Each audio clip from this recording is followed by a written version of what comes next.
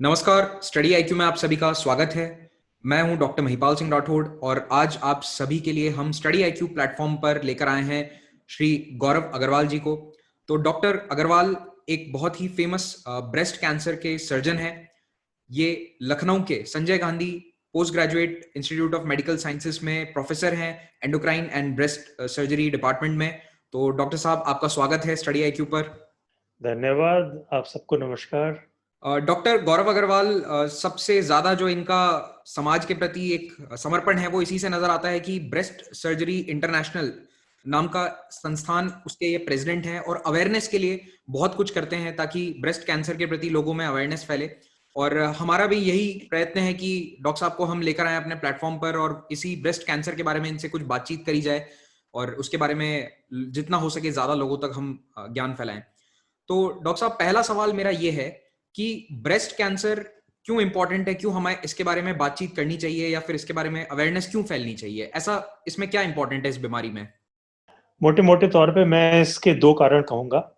एक पहला कारण ये कि ब्रेस्ट कैंसर महिलाओं में होने वाले कैंसर्स में दुनिया भर में सबसे आम कॉमनेस्ट कैंसर है और यही भारत में भी यही स्थिति है। भारतवर्ष में जितनी महिलाओं को कैंसर उनके जीवन काल में होगा उसमें से लगभग 25 से 30% ब्रेस्ट कैंसर्स होते हैं। तो ये कॉमनेस्ट कैंसर है। तो दूसरा जो शायद इससे भी बड़ा कारण है वो ये है कि अगर जागरूकता हो, लोग इसके बारे में सचेत रहें कि अर्लीस्ट पॉसिबल स्टेज पे इसको डायग्नोज कर लें, डिटेक्ट कर लें, तो ये क्यूरेबल कैंसर है।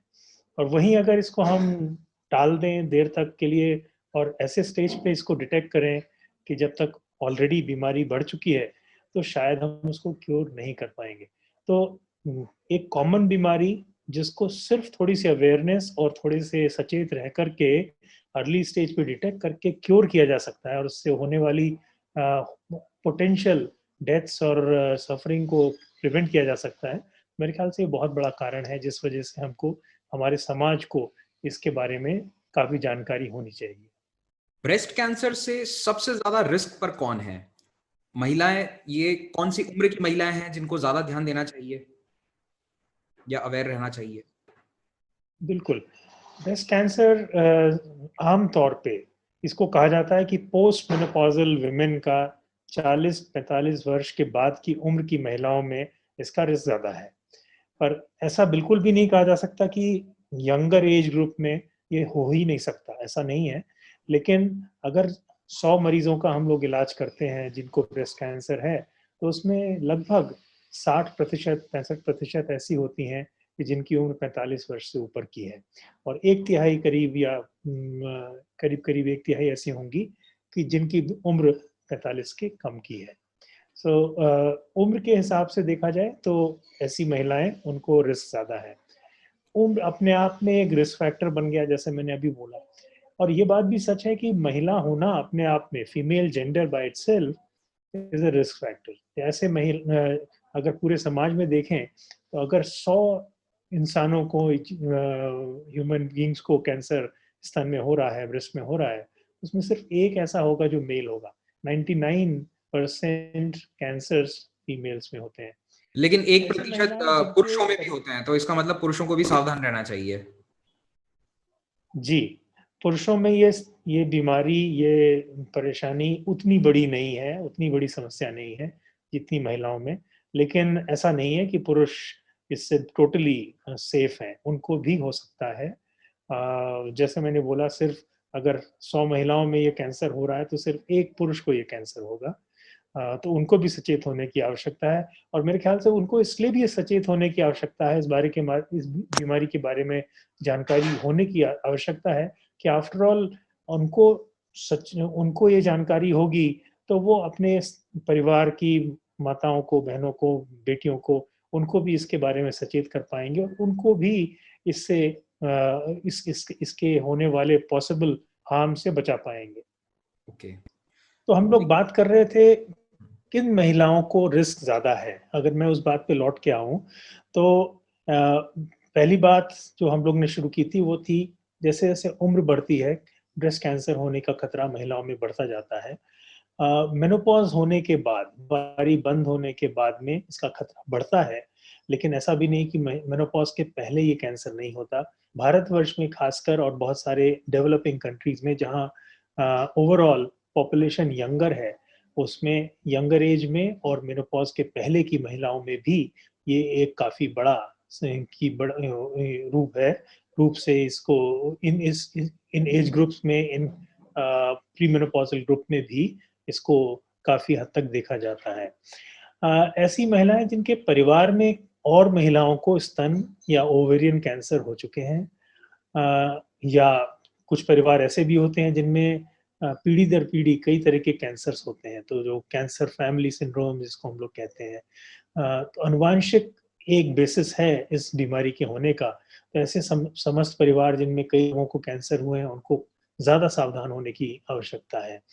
ऐसी महिलाएं जिन्होंने कभी किसी बच्चे को जन्म नहीं दिया, यानी कि नलीपैरस हैं, वो स्पिंस्टर्स हैं। ऐसी महिलाएं जिन्होंने कभी किसी बच्चे को स्तनपान नहीं कराया, उनमें ये रिस्क ज्यादा है।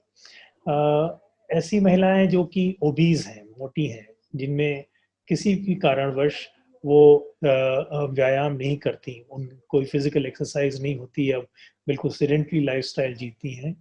ऐसी महिलाएं जो तंबाकू का किसी भी प्रकार से सेवन करती हैं, स्मोकिंग, गुटखा, तंबाकू चबाने वाला, या जो मदिरापान रेगुलरली करती हैं, इन सब महिलाओं में भी इस कैंसर की प्रोबेबिलिटी या पॉसिबिलिटी ज्यादा है। आपको बीच में मैं इंटरप्ट यहाँ करना चाहूँगा एक बार। आपने अनुवांशिक तौर पर जो इसका बताया कि रिस्क बढ़ जाता है। मान लीजिए कि if I am a 20 year old female, अगर मेरी माताजी को ये ब्रेस्ट कैंसर था, तो मुझे कितने चांसेस हैं कि मुझे भी ये ब्रेस्ट कैंसर होगा? Let's say it's a 20 to 25 year old woman, तो उनको कितना सावधान रहना चाहिए? जी, मैं इस प्रश्न के जवाब में थोड़ा-सा इलैबोरेट करके बताना चाहूँगा।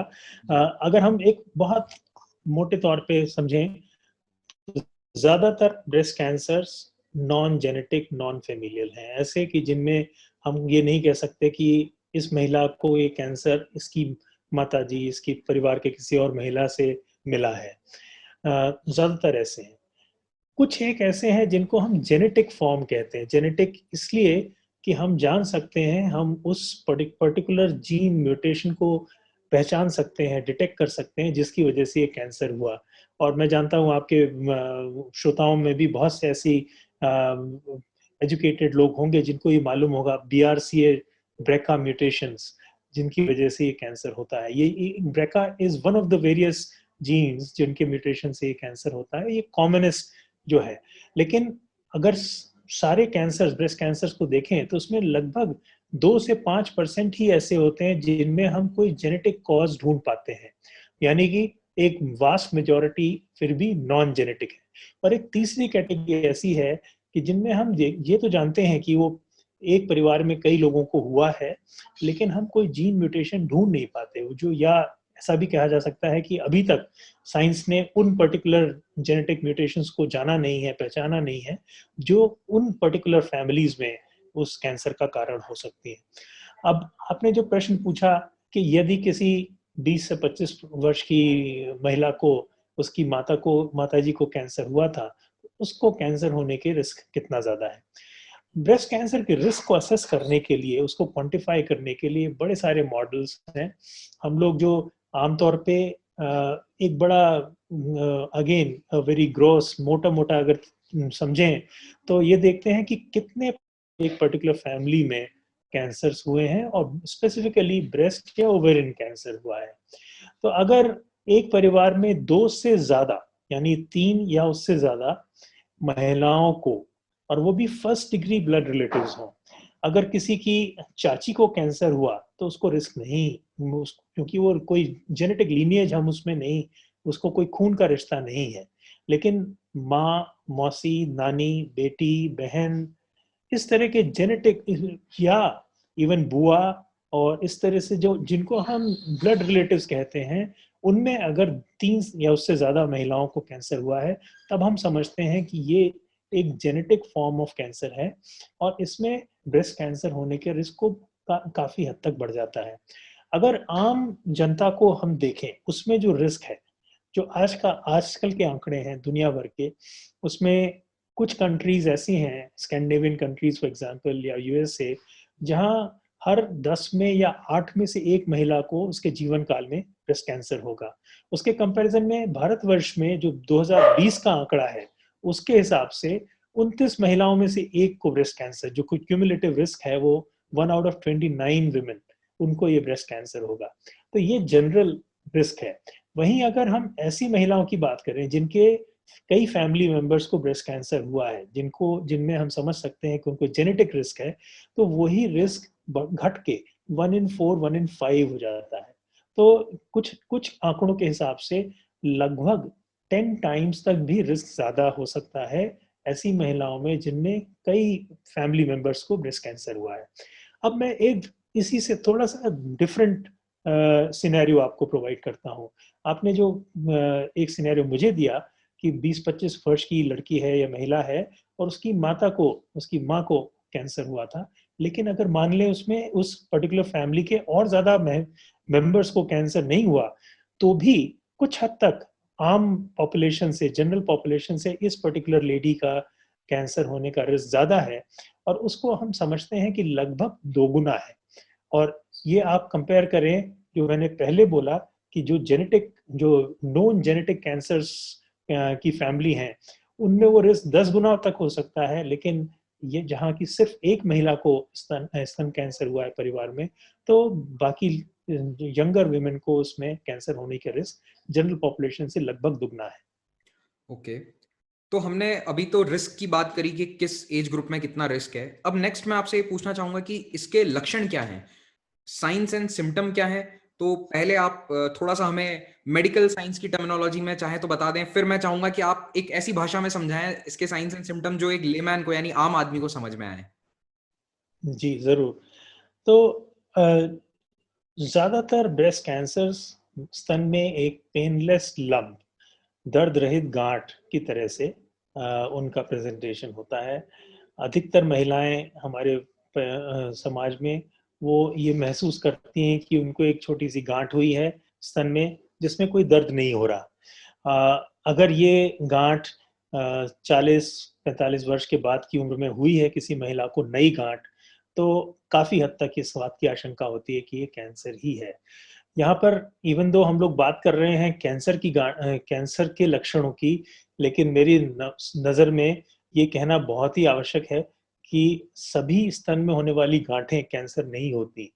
अगर हम ओपीडी में बैठे हैं, हम अपनी क्लिनिक में बैठे हैं और हम 10 महिलाओं को किसी एक पर्टिकुलर डे में स्तन में गांठ लेकर के उनको जांच करते हैं, उसमें सिर्फ एक को कैंसर निकलता है, एक और सेकंड को प्री कैंसरस गांठ हो सकती है, लेकिन ज्यादातर को जो गांठें होती हैं स्तन में वो नॉन कैंसरस होती हैं। यानी और अगर ये गांठ मिलती सबसे है तो ज्यादा डायरेक्टली इसलिए घबराना नहीं चाहिए। बिल्कुल बिल्कुल आपने सही कहा। मैं यही कारण था जिस वजह से मैंने इस बात को बीच में इंटरप्ट करके ये एक इम्पोर्टेंट फैक्ट आप लोग के सामने रखा, क्योंकि मैं समझता हूँ, जैसे हम लोग ने पहले बात की कि अवेयरनेस जरूरी है। अवेयरनेस सबसे ज्यादा इस बात की जरूरी है कि कहाँ डरने की जरूरत बिल्कुल आवश्यकता नहीं है, क्योंकि मैं ये भी जानता हूँ, मैं ये भी महसूस करता हूँ, देखता हूँ अपने प्रैक्टिस में, और मैं अपने पीयर्स से, हमारे कलीग से भी सुनता हूँ कि यंग लड़कियां जिनको कैंसर होने की जरा भी आशंका नहीं है, बस इसलिए कि उनके स्तन में गांठ हो गई, वो इतना डर जाती हैं कि वो ऑलमोस्ट इस हद तक घबरा करके हमारे पास आती हैं कि जैसे उनको तो कैंसर हो ही गया और कल वो मरने वाली है।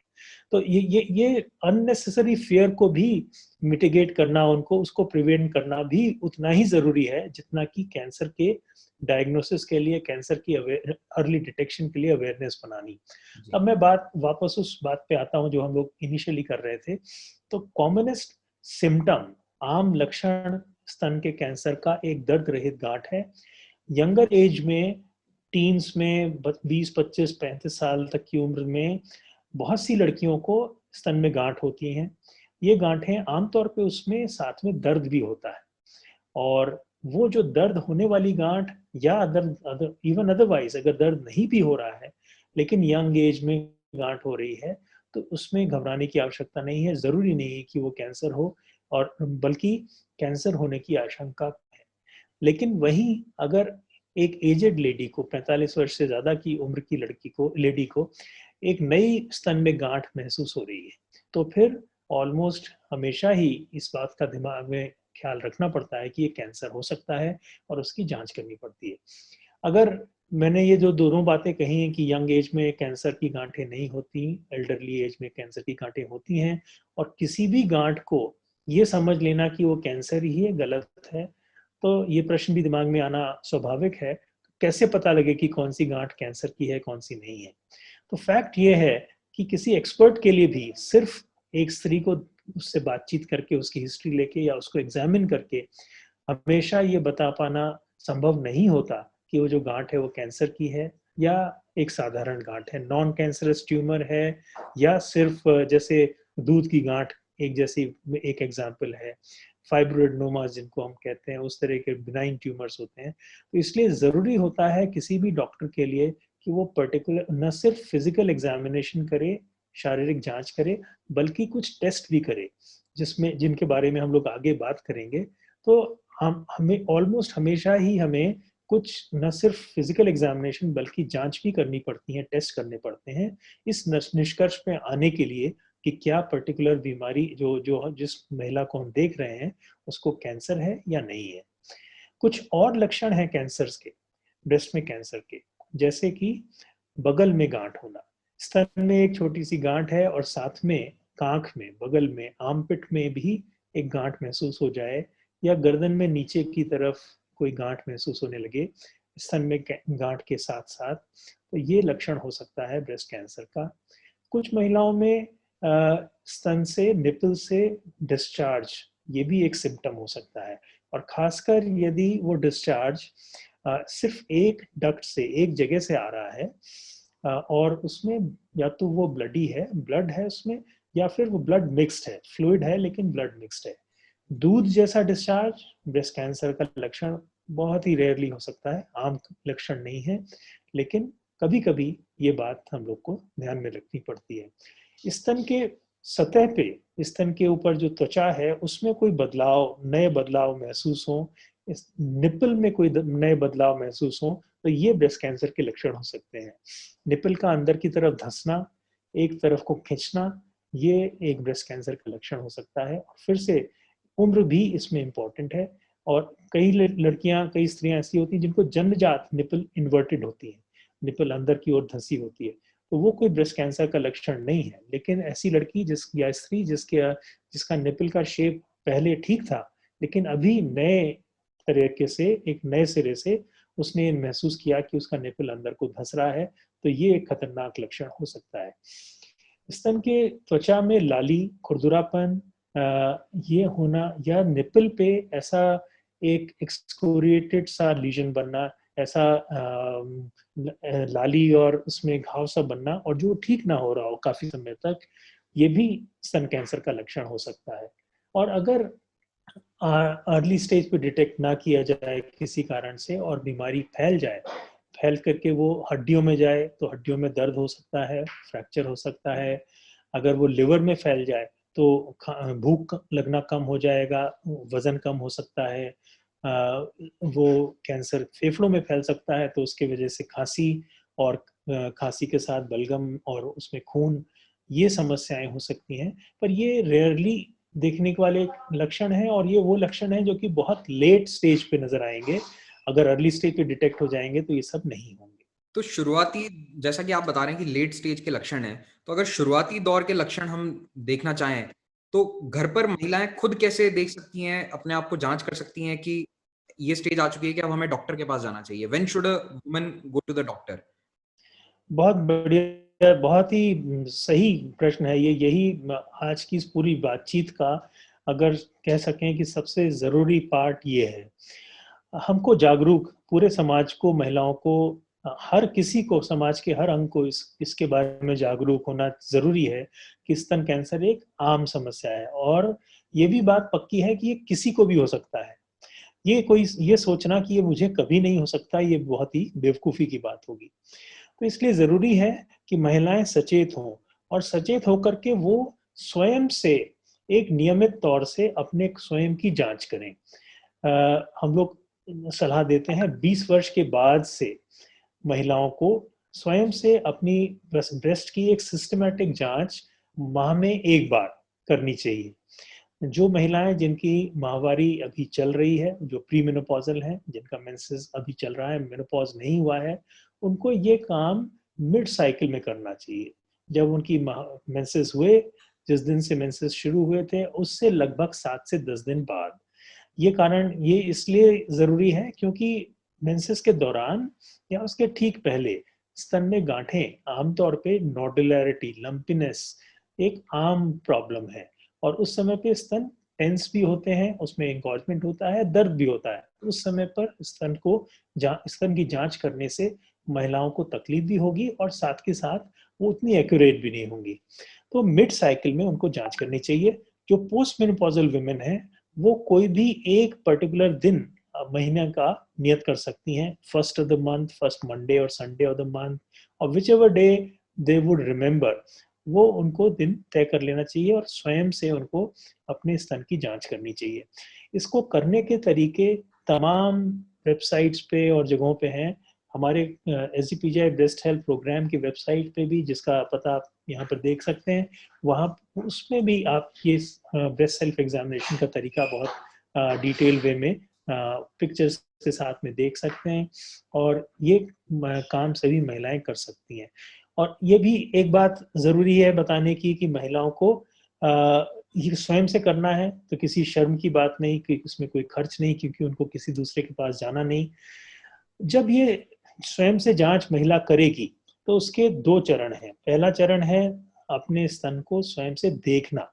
तो अपने को निर्वस्त्र करके अपनी बेडरूम की या बाथरूम की प्राइवेसी में एक मिरर के सामने अपने स्तन को देखिए।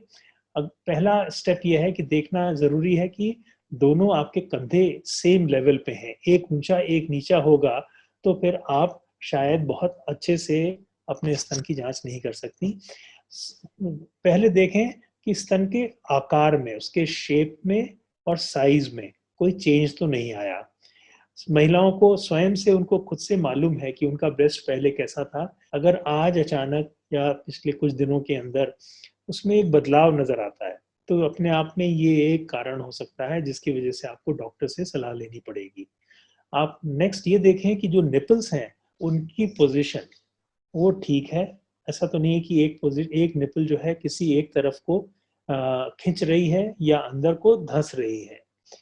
नेक्स्ट ये देखें कि जो स्किन है ब्रेस्ट के ऊपर की, उसमें किसी एक पार्ट में लाली या खुरदरापन या मोटापन तो नहीं दिख रहा। साथ ही ये भी देखें किसी एक भाग में उभार या बॉसीनेस, कोई ऐसा लंपीनेस तो नहीं नजर आ रही। ये सब चीजें आप देख सकती हैं। अगला स्टेप है, जो सेकंड और इम्पोर्टेंट स्टेप है, वो अपने आप से अपने ब्रेस्ट को फील करना। अपने राइट ब्रेस्ट को आप लेफ्ट हैंड से और लेफ्ट ब्रेस्ट को राइट हैंड से फील करेंगी। इसको बैठे हुए या खड़े हुए करना है, और फिर बाद में लेट के भी करना है। और starting from around the nipple, पहले बहुत हल्का सा दबाव लगा करके एक सुपरफिशियल, सतही सा एग्जामिनेशन करना है, और ये फील करना है कि कोई गांठ तो नहीं है। अगला स्टेप है कि उसको थोड़ा सा ज्यादा प्रेशर लगा करके ब्रेस्ट के अंदर की जो मांस है उसके अंदर देखें, फील करना है कि कोई गांठ या कुछ और चेंज तो नहीं है। और साथ ही अपने आर्मपिट को, कांख में भी अपने हाथ को ले जा करके और फील करना है कि कोई गांठ तो नहीं है। ऐसा दोनों स्तन को करना है।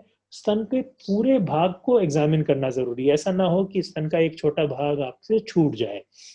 ये स्वयं से एग्जामिन करके अगर आपको कोई गांठ महसूस होती है, त्वचा पे कोई लाली या कोई खुरदरापन या मोटापन दिखता है, निपल के शेप में, साइज में कोई चेंज नजर आता है, ब्रेस्ट के साइज शेप में कोई नया चेंज नजर आता है, या कोई एक पर्टिकुलर एरिया है जिसपे बहुत दर्द है और चलता ही जा रहा है, वहां दबाने पे दर्द हो रहा है, ऐसा कोई भी नया बदलाव आपको नजर आता है, तो आपको डॉक्टर को दिखाना जरूरी है।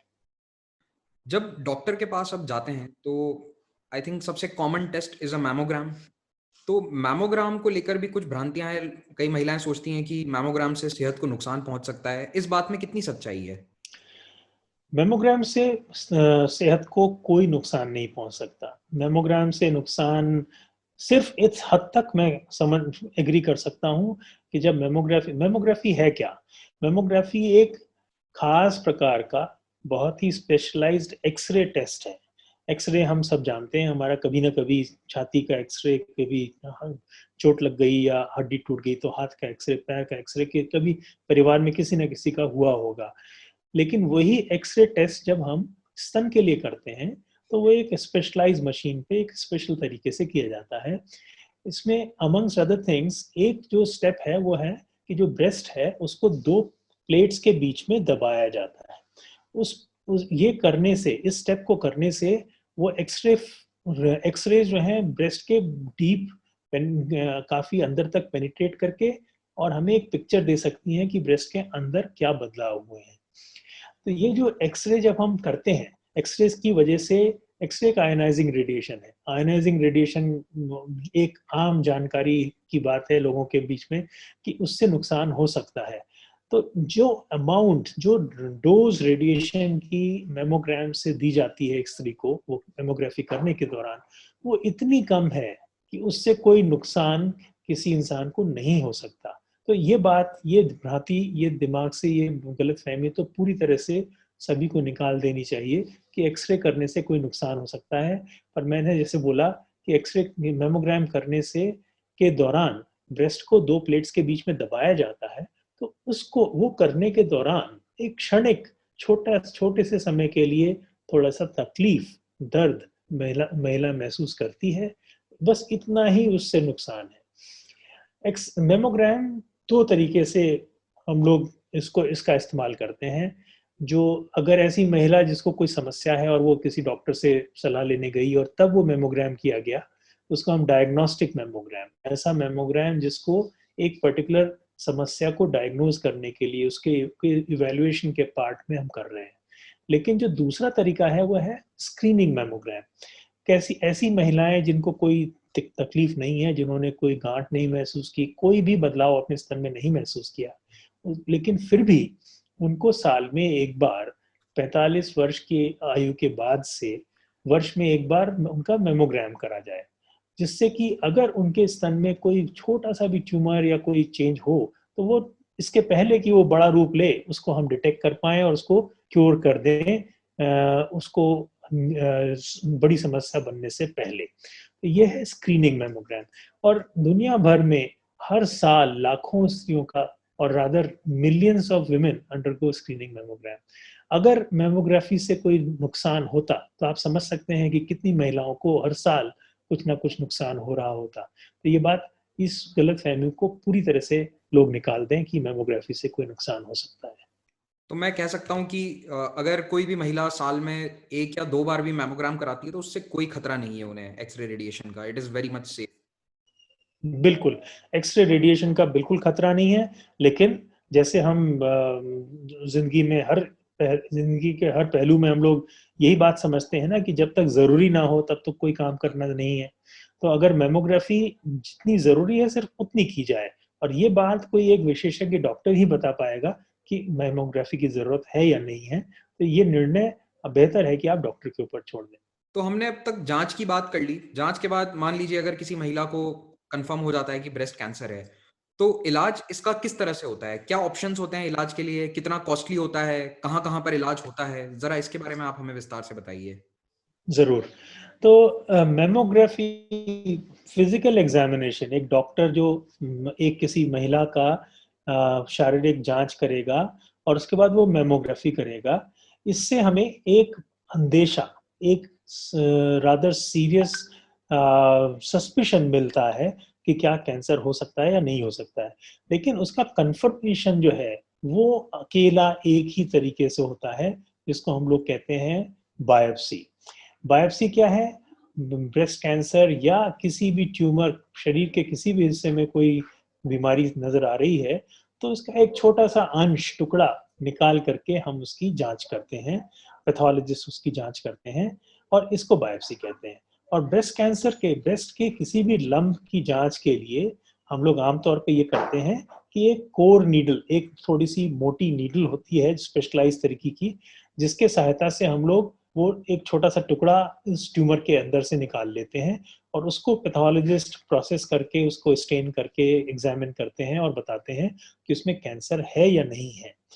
ये ज़रूरी है क्योंकि किसी भी ऐसी स्त्री को जिसको कि डेफिनेट डायग्नोसिस ना हो कैंसर की, आप कैंसर का ट्रीटमेंट नहीं एडवाइस कर सकते और नहीं दे सकते, क्योंकि पहले तो उसको उसकी ज़रूरत नहीं है और दूसरा उससे उसको नुकसान भी हो सकता है, उसके साइड इफ़ेक्ट्स भी होते हैं।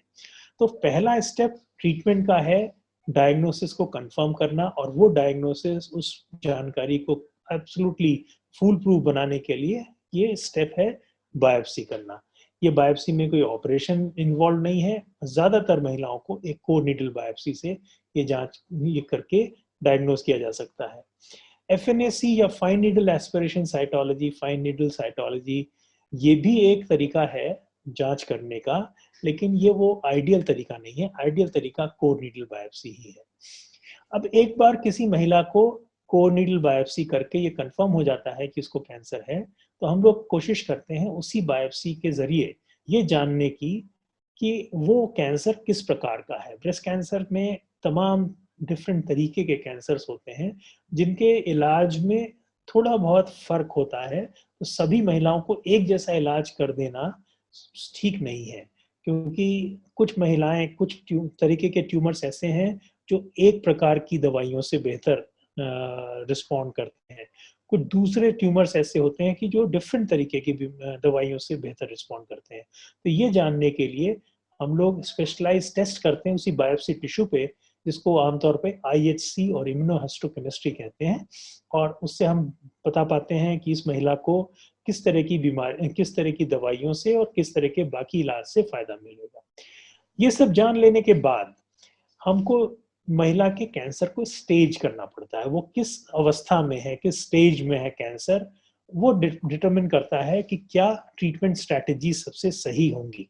ऐसी महिलाएं जिनकी प्रारंभिक अवस्था का छोटा सा ट्यूमर है, उनमें आमतौर पे शुरुआत में हम लोग ऑपरेशन करते हैं उस ट्यूमर को निकालने के लिए, और बाकी की बीमारी अगर और कहीं बीमारी है, जैसे कि आर्मपिट में नोड्स में बीमारी है, तो ऑपरेशन द्वारा उसको निकालेंगे।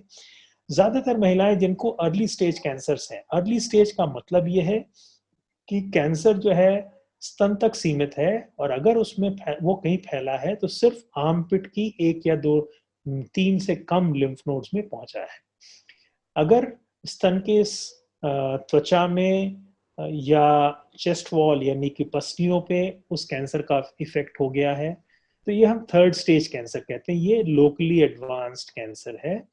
और अगर वही कैंसर फैल के शरीर के और अंगों में पहुंच गया है, लिवर में, लंग्स में, ब्रेन में, हड्डियों में, तो इसको हम फोर्थ स्टेज का कैंसर कहते हैं, या मेटास्टेटिक ब्रेस्ट कैंसर या डिसेमिनेटेड ब्रेस्ट कैंसर कहते हैं।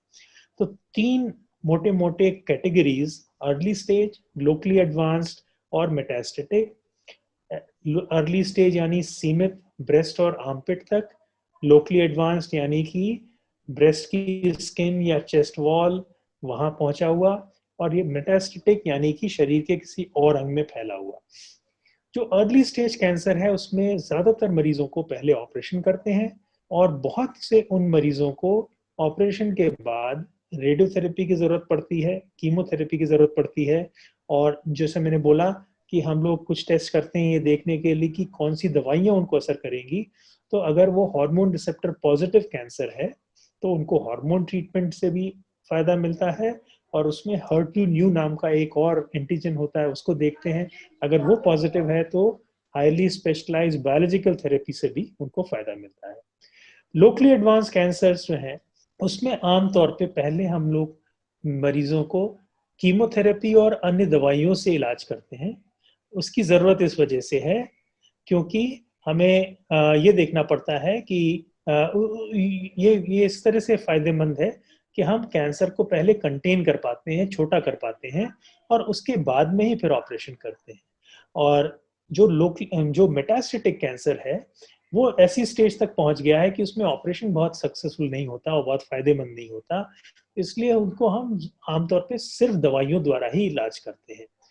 लोकली एडवांस कैंसर और लोकली एडवांस कैंसर्स में पहले कीमोथेरेपी और बायोलॉजिकल थेरेपी दे के बीमारी को कंटेन करके, छोटा करके, और फिर बाद में ऑपरेशन किया जाता है और उसके बाद रेडियोथेरेपी दी जाती है। मेटास्टेटिक कैंसर्स में आमतौर पे सिर्फ दवाइयों से ही इलाज होता है, लेकिन कुछ मरीज जिनको दवाइयों से असर बहुत अच्छा मिला है, जिनकी बीमारी काफी कम हो चुकी है दवाइयों से, उनको फिर शायद हम लोग लगभग 20% ऐसे पेशेंट्स जिनको मेटास्टेटिक कैंसर है, सिर्फ 1/5 को ही ऑपरेशन किया जाता है।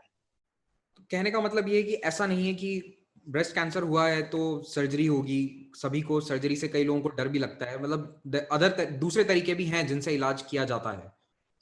जी, इसके बारे में और विस्तार में चर्चा करते हुए ये बेहतर होगा बताना कि सर्जरी एक इम्पॉर्टेंट, बहुत सेफ और बहुत इफेक्टिव तरीका है ब्रेस्ट कैंसर के इलाज का। एक स्टेप पीछे जाकर के पहले मैं शायद ये बताऊं तो बेहतर होगा कि ब्रेस्ट कैंसर का इलाज में कोई भी एक तरीका अकेला सफिशिएंट नहीं है। हमें, जिसको हम लोग मल्टी मोडालिटी, जी। कई तरीके की विधाओं का कॉम्बिनेशन, उस तरीके से इसका इलाज करते हैं, तभी सबसे बेहतर नतीजे मिलते हैं। Surgery, radiotherapy, chemotherapy, hormone treatment, biological therapy, ये 5 तरीके हैं जिनका मिश्रण, जिनका कॉम्बिनेशन हमें इस्तेमाल करना पड़ता है।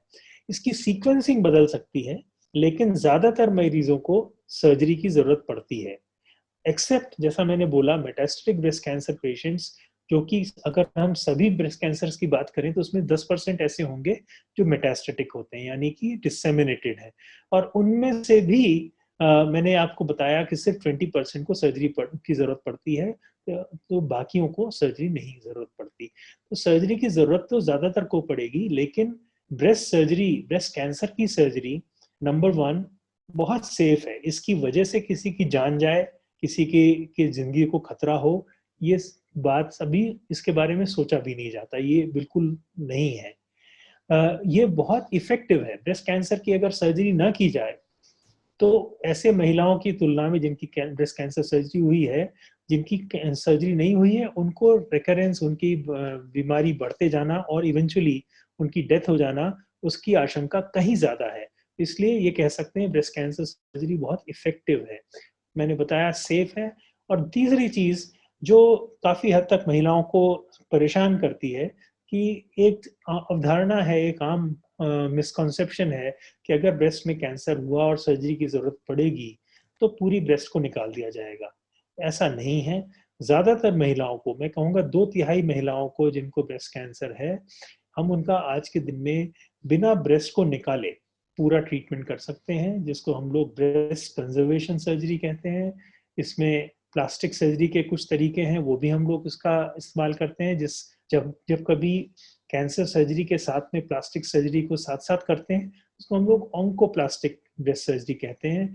और ये बहुत इफेक्टिव, सेफ तरीके हैं जिससे हम कैंसर को क्योर कर सकते हैं बिना ज्यादा म्यूटिलेशन किए हुए।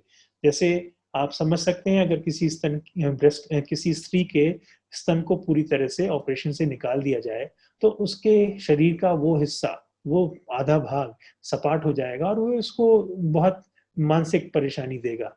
अगर वही नतीजा हम बिना स्तन को निकाले अचीव कर लें तो बहुत बेहतर है, और यही चीज आज के दिन में हम लोग कर पाते हैं। और मैंने आपको बताया कि लगभग 2/3 महिलाओं में हम लोग इसको कर लेते हैं। आपने मेरे अगले सवाल का जवाब पहले ही दे दिया। मैं यही पूछने वाला था आपको कि कितना स्तन का अगर भाग निकालते हैं तो इसके प्रति भी एक लोगों में डर रहता है कि बॉडी शेप को लेकर या फिर इमेज कॉन्शियसनेस को लेकर। तो इसमें भी डरने वाली बात नहीं है, जैसा आपने बताया कि 2/3 केसेस में विदाउट दैट किया जा सकता है इलाज। तो आपने इसके बारे में हमें काफ़ी कुछ जानकारी दी डॉक्टर साहब। एक बात बस मैं आपसे लास्ट यही पूछना चाहूँगा कि ट्रीटमेंट कितना महँगा है? क्या इसका इलाज ब्रेस्ट कैंसर का बहुत ही महँगा है या फिर ये एक आम आदमी की पहुँच में है? थोड़ा-सा आप हमें रफ आइडिया इसका दे सकें कुछ कॉस्ट के बारे में? जी, मैं अपने इन देखिए, ये इस प्रश्न का जवाब देना शायद वैसा ही है जैसे आपसे कोई मुझसे पूछे कि 1 कप चाय कितने की मिलती है। जी, 1 कप चाय आप घर में पीते हैं, और या अपने किसी दोस्त के घर पे पीते हैं, एक छोटे से ढाबे पे पीते हैं, और या फिर एक 5 स्टार होटल में जाके पीते हैं। तो ये इतना ही फर्क हो सकता है। ब्रेस्ट कैंसर का इलाज या कहने की for the sake of discussion किसी भी बीमारी का इलाज का खर्च बहुत वेरी कर सकता है। तो हम लोग उस पे फोकस करें जो कि रियल कॉस्ट है। और रियल कॉस्ट मैं इस तरह से कह रहा हूँ कि अगर आज के दिन में गवर्नमेंट ऑफ इंडिया द्वारा रन किए जा रहे या वेरियस स्टेट गवर्नमेंट द्वारा रन किए जा रहे हॉस्पिटल्स की बात करें तो वहां पर कैंसर के इलाज में क्या खर्च हो जाएगा, उनमें एक्चुअल कॉस्ट क्या है, जो कि अगर हम किसी प्राइवेट कॉर्पोरेट हॉस्पिटल में जाके कराएंगे तो उसमें बहुत कुछ और कॉस्ट ऐड होंगी। SGPGI एक गवर्नमेंट रन हॉस्पिटल है। यहाँ पर मरीज से एक बहुत हेविली सब्सिडाइज्ड कॉस्ट चार्ज की जाती है। हमारे पेशेंट्स आमतौर पे कैंसर सर्जरी के लिए 15,000 से लेकर के और 30-25 हजार रुपए तक के उनको खर्च आता है। ऐसे ही रेडियोथेरेपी में 10,000 रुपए 15,000 रुपए का खर्च आता है। दवाइयां जो उनको मिलती हैं वो भी सब्सिडाइज हैं। और मैं कह सकता हूँ amongst the government hospitals SGPGI is amongst the more costlier ones, because यहाँ का सिस्टम, गवर्नमेंट ने जो सिस्टम इसका बनाया वो ऐसा है कि इनको पेशेंट से काफी हद तक पैसे रिकवर करने पड़ते हैं। उसी को कंपेयर करें हम ऑल इंडिया इंस्टीट्यूट जैसे इंस्टीट्यूशन से या कुछ और जनरल हॉस्पिटल से, जहां गवर्नमेंट का प्रिंसिपल यह है कि totally free of cost treatment हो। या हालांकि ये जरूर है कि कोई भी इलाज पूरी तरह से मुफ्त नहीं होता, क्योंकि मरीज को, परिवार को आने जाने का खर्च, कुछ दवाइयों का खर्च, खाने पीने का खर्च उठाना पड़ता है। तो नॉमिनल चार्जेस जो गवर्नमेंट सेटअप, जी नॉमिनल चार्जेस फिर भी देने पड़ते हैं। तो अगर ये सारी बातें, मोटे तौर पे ये कहा जा सकता है कि आज के दिन में एक lower middle class to upper middle class family के लिए ब्रेस्ट कैंसर का इलाज का खर्चा बड़े आराम से उसके पहुंच में है। ऊपर से भारत सरकार और तमाम स्टेट गवर्नमेंट्स अपनी इतनी तरह की स्कीम्स उन्होंने आज के दिन में ले आई हैं, और पिछले 5 साल में मैं कह सकता हूं कि इसमें बहुत तेजी से सुधार हुआ है। आयुष्मान भारत स्कीम है, अंत्योदय स्कीम है, तमाम और तरह की स्कीम्स हैं। और खासकर ऐसे मरीज जो कि BPL कार्ड होल्डर्स हैं, बिलो पॉवर्टी लाइन हैं, उनके लिए पूरी तरह से मुफ्त इलाज की संभावना ऑलमोस्ट हर शहर में, हर स्टेट में अवेलेबल है। SGPGI जैसे अस्पताल में भी, इवन दो मैंने आपको बताया कि हमारा सिस्टम ऐसा है कि हमें पेशेंट से ट्रीटमेंट का खर्च रिकवर करना है एक सब्सिडाइज्ड कॉस्ट, लेकिन जो BPL कार्ड होल्डर्स हैं और उनके पास स्मार्ट कार्ड्स हैं, आयुष्मान भारत कार्ड है, उनको ऑलमोस्ट जीरो कॉस्ट पे ये सारा कुछ ट्रीटमेंट होता है। एक साथ के साथ ये भी बात दिमाग में रखनी है कि inexpensive treatment is not always compromised treatment, and conversely expensive treatment is not always a good treatment. ये ऐसी बात है, आई एम श्योर।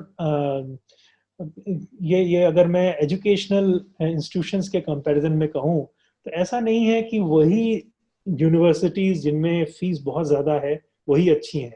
अगर ऐसा होता तो IITs, IIMs और ऑल इंडिया इंस्टीट्यूट और SGPGI जैसे पब्लिक इंस्टीट्यूशंस अच्छे नहीं होते। यहाँ फीस कम है लेकिन क्वालिटी में कोई कॉम्प्रोमाइज नहीं है। यही बात कमोबेश मेडिकल ट्रीटमेंट के साथ भी है। ये जरूर है, इनकन्वीनियंस, कन्वीनियंस महंगे अस्पतालों और सस्ते अस्पतालों में बहुत फर्क होती है। आपको वेटिंग टाइम एक गवर्नमेंट सेटअप में ज़्यादा है compare to a private hospital. If you pay you get treated earlier, but ऐसा भी नहीं है कि अगर आपने पे किया है तो आपको इमीडिएटली और बेस्ट क्वालिटी ट्रीटमेंट मिलता है। जी, तो आपने हमारे सारे सवालों का जवाब दिया बहुत ही अच्छे से, और आई एम श्योर कि इस बातचीत का फायदा हमारे श्रोता और अपने परिवारजनों को बताएंगे तो बहुत ज़्यादा लोगों को इससे फ़ायदा होगा। इस वीडियो को आप सभी से मैं रिक्वेस्ट करता हूँ कि ज़्यादा से ज़्यादा शेयर करिए, और जो भी जानकारी आपने आज यहाँ प्राप्त करी है उसको अपने परिवार में, अपनी माताओं, अपनी बहनों के साथ भी साझा करें। तो thank you very much for taking out the time doctor Gaurav Agarwal. Study IQ platform पर आने के लिए बहुत बहुत धन्यवाद। Thank you.